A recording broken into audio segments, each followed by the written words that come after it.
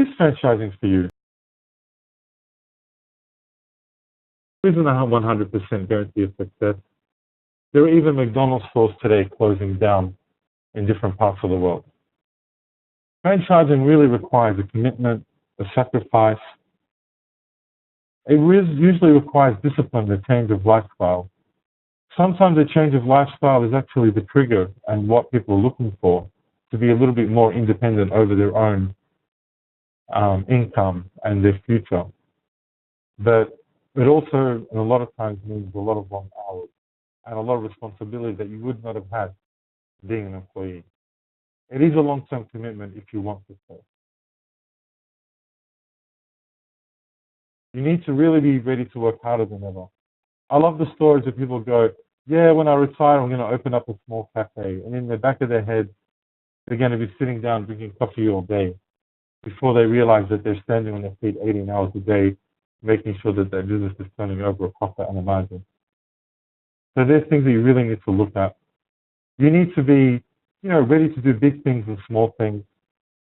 You also have to remember that you bought into a franchise and a model of operation that you need to conform to. Otherwise, you may risk getting into issues with the franchisor.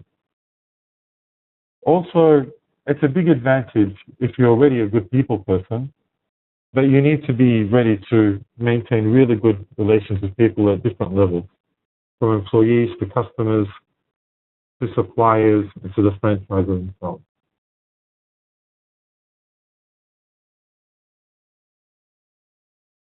So what are the things that you would need to look at? I mean, the way I look at it is you probably need to look at your abilities and goals. Consider your experience as a business owner or a manager. I mean, what special skills do you have? Do you have a franchise that requires technical experience or specialized training or education? I mean, you can look at the fields of auto repair, home or office decoration, or even tax work if you're outside our tax-free areas in the Middle East.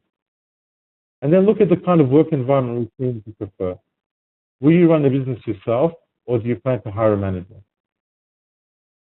What's your financial situation? When you're buying into a franchise, it's usually a major investment. It could actually be your life savings. So how much do you have to safely invest? Can you afford to lose your entire investment? Will you invest on your own or with partners? Do you need financing? And if you do you know where you're going to get it? And your need for income. Is there a specific minimum income that you need to keep your life running? Something you've got to consider is it can take years for an investment in a franchise to become profitable. Some franchises don't actually even make it. So do you have enough savings or another source of income to support you before the franchise can? And let's look at your timetable. It's a multi-year commitment to you, usually. It would have to be. Franchise agreements generally are for several years, usually 5 or 10. It can be difficult to end an agreement early. Once you make a commitment to a franchise contract, you usually have to stay with it until the end of the term, even if you're not making much money as you expected, or maybe not even making a profit at all.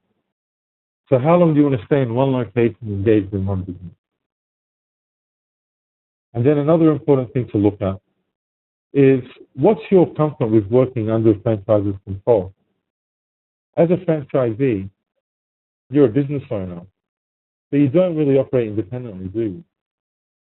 The advantages of operating part of the network are also some constraints of operating part of the network. And you need to follow rules that call for uniformity across the franchise. A franchisor may limit the choices about your sales area, the type of training that you deliver, the suppliers you choose, and the merchandise that you sell.